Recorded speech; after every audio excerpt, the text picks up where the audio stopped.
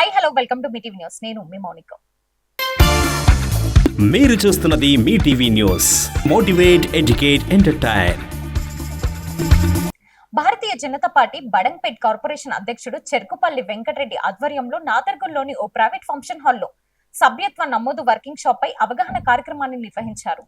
ప్రతి ఒక్కరూ సభ్యత్వ నమోదు కార్యక్రమాన్ని సీరియస్ గా తీసుకుని ముందుకు వెళ్లాలని చెర్కుపల్లి వెంకటరెడ్డి సూచించారు. బడంగ్పేట్ కార్పొరేషన్ లో జరిగిన పార్లమెంట్ ఎన్నికలలో అత్యధికంగా 60% ఓట్లు సాధించడం జరిగిందన్నారు. ప్రపంచ దేశాలలో భారతదేశానికి ఒక విశిష్టమైన దేశంగా ప్రధాని నరేంద్ర మోడీ పేరు ప్రఖ్యాతలు తీసుకొచ్చారని అన్నారు. ప్రపంచంలోనే అత్యధిక సభ్యులు కలిగి ఉన్న పార్టీ భారతీయ జనతా పార్టీ అని పేర్కొన్నారు.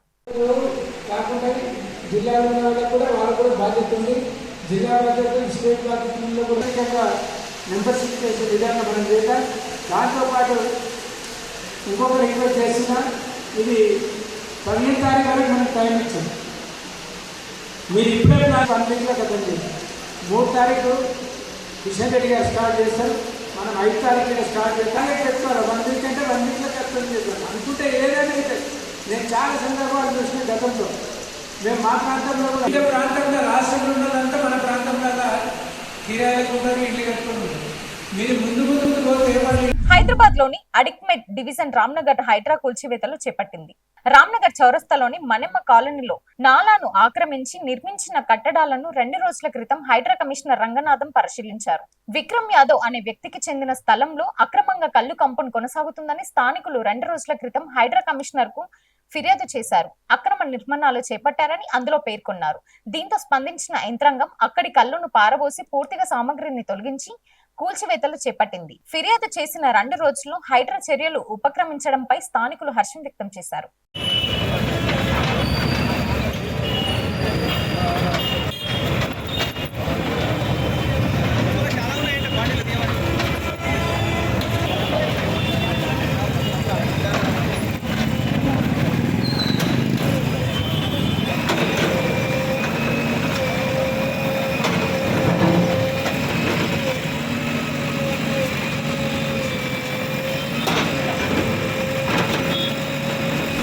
రంగారెడ్డి జిల్లా షేర్లింగంపల్లి మండలంలోని పాలమకూలలో శుక్రవారం ఉద్రిక్తత నెలకొంది. స్థానిక కేజీబీవీకి చెందిన విద్యార్థులంతా హైదరాబాద్ బెంగళూరు జాతీయ రహదారిపై బైఠాయించారు.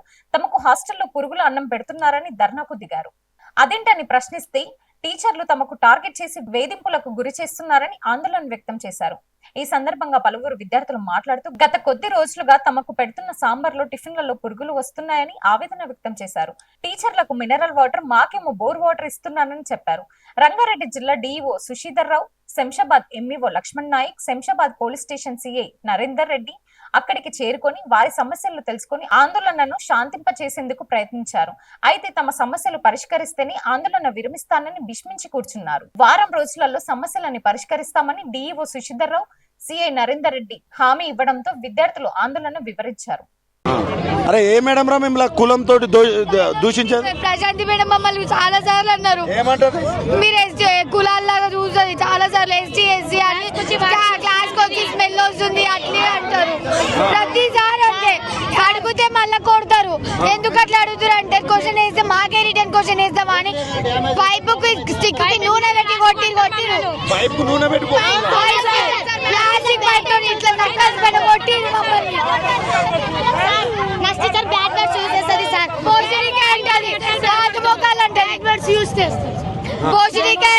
దొంగ మొక్కలు, గాడి మొక్కలు, గలీజ్ మాటలతో మమ్మల్ని ప్రతిరోజు కట్ట తీసుకొని కొడతారు.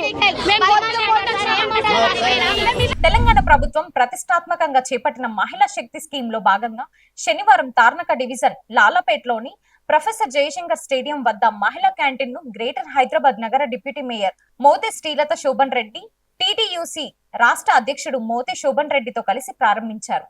ఈ సందర్భంగా డిప్యూటీ మేయర్ మాట్లాడుతూ వచ్చే 5 సంవత్సరాలలో మహిళల కోటీశ్వరులను చేయాలనే లక్ష్యంతో ప్రభుత్వం ఇందిరా మహిళా శుద్ధి పథకాన్ని శ్రీకారం చుట్టిందని తెలిపారు. మహిళా శక్తి స్కీమ్ మహిళ ఆర్థికంగా శక్తివంతం కోసం కీలకంగా పనిచేస్తుందన్నారు. ఈ క్యాంటీన్ మహిళల స్వయం ఉపాధి ముఖ్యమైన మద్దతు అని పేర్కొన్నారు.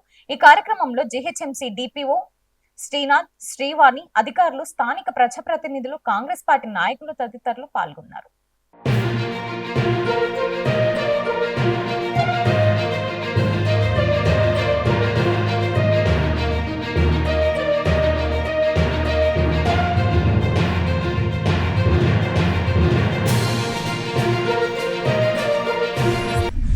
వాచింగ్. చూస్తూనే ఉండండి మీ టీవీ న్యూస్. మీరు చూస్తున్నది Mee TV news. Motivate, educate, entertain.